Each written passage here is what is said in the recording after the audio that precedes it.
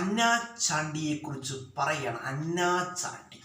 അന്നാ ചാണ്ടി എന്ന് പറയുമ്പോൾ നമുക്കൊക്കെ അറിയാം, തിരുവിതാംകൂറിൽ നിയമബിരുദം നേടുന്ന ആദ്യത്തെ വനിത. തിരുവിതാംകൂറിൽ നിയമബിരുദം നേടിയ ആദ്യത്തെ വനിതയാണ് ആര്? അന്നാ ചാണ്ടി. ഓർത്ത് ചൊല്ലുക, തിരുവിതാംകൂറിൽ നിയമബിരുദം നേടുന്ന ആദ്യത്തെ വനിതയാണ് അന്നാ ചാണ്ടി. അതുപോലെ തന്നെ അന്നാ ചാണ്ടി ജനിച്ച വർഷം 1905. അന്നാ ചാണ്ടി ജനിച്ച വർഷം എന്നാണ്? 1905. അതുപോലെ പറയുകയാണെങ്കിൽ അന്നാ ചാണ്ടിയുടെ ജന്മദേശം ചോദിച്ചാൽ എവിടെയാണ്? തിരുവനന്തപുരമാണ്.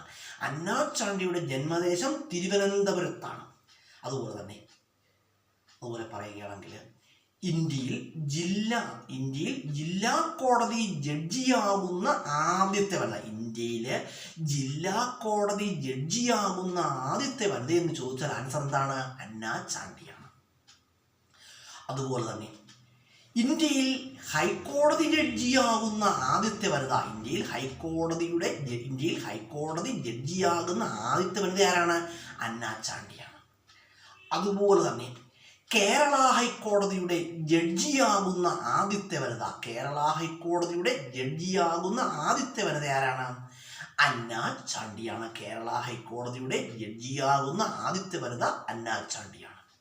അതുപോലെ പറയുകയാണെങ്കിൽ ഫസ്റ്റ് ജനറേഷൻ ഫെമിനിസ്റ്റ് എന്നറിയപ്പെടുന്ന ആരെയാണ്? അന്നാ ചാണ്ടിയാണ്. ഫസ്റ്റ് ജനറേഷൻ ഫെമിനിസ്റ്റ് എന്നറിയപ്പെടുന്നു. ആൻസർ അന്നാ ചാണ്ടി. അതുപോലെ തന്നെ അന്നാ ചാണ്ടിയുടെ ആത്മകഥ ഏതാണ്? അന്നാ ചാണ്ടിയുടെ ആത്മകഥ. അന്നാ ചാണ്ടിയുടെ ആത്മകഥ.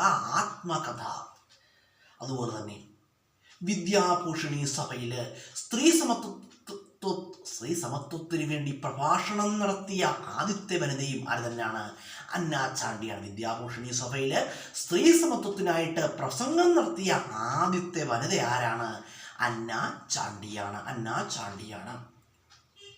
അതുപോലെ തന്നെ അന്നാ ചാണ്ടി എഡിറ്ററായിട്ട് സേവനമനുഷ്ഠിച്ച മാസിക ഏതാണ്? അന്നാ ചാണ്ടി എഡിറ്ററായിട്ട് സേവനമനുഷ്ഠിച്ച മാസിക ആൻസർ എന്താണ്? ശ്രീമതി. അന്നാ ചാണ്ടി എഡിറ്ററായിട്ട് സേവനമനുഷ്ഠിച്ച മാസിക ഏതാണ്? ശ്രീമതി.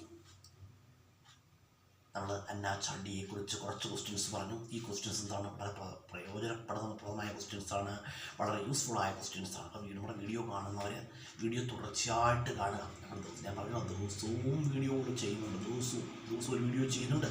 നമ്മുടെ ഫ്രണ്ട്സിൻ്റെ നിർദ്ദേശപ്രകാരം വീഡിയോകൾ, നോർമൽ വീഡിയോകൾ, അതുപോലെ പരീക്ഷകൾക്ക് ആവശ്യമായ വീഡിയോകൾ, അതുപോലെ തന്നെ മോട്ടിവേഷൻ വീഡിയോകളൊക്കെ നമ്മൾ ചെയ്യുന്നുണ്ട്. അപ്പോൾ വീഡിയോകൾ കാണുന്നവരുത് വീഡിയോ തുടർച്ചയായിട്ട് കാണുക. നിങ്ങൾക്ക് നമ്മൾ പറയുന്ന കാര്യങ്ങൾ, ഈ പരീക്ഷയ്ക്ക് ആവശ്യമായ കാര്യങ്ങൾ നിങ്ങൾ നോട്ട് ചെയ്ത് വെച്ച് കഴിഞ്ഞാൽ, നോട്ട് ചെയ്ത് വെക്കുകയും പഠിക്കുകയൊക്കെ ചെയ്ത് കഴിഞ്ഞാൽ നിങ്ങൾക്ക് എന്താണ്? ഇത് ഉപകാരപ്രദമാണ്.